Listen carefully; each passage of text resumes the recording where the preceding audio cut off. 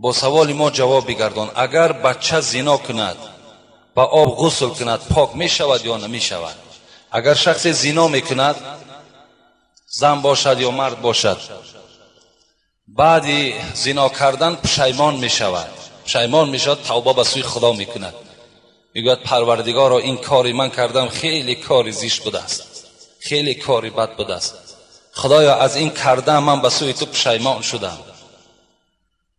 ای پروردگار، آخر اگر همین زنی که من با او زنا کردم در جای این اگر خواهری من باشد یک مرد دیگر زنا کند، من خودم را چه تصور میکنم؟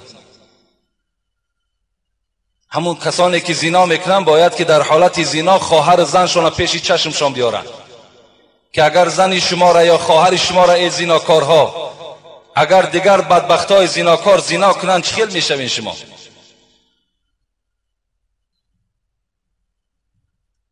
اگر توبه کند بعد غسل کند از جنابت خالی می شود.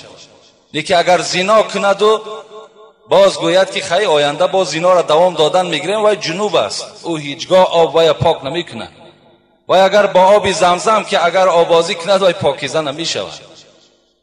این کثافت دائم جنوب است، در حالت جنابت اون قرار دارد. تا اگر توبه صدق به سوی پروردگار نکند و غسل نکند بدن وای از جنابت پاک نمی شود.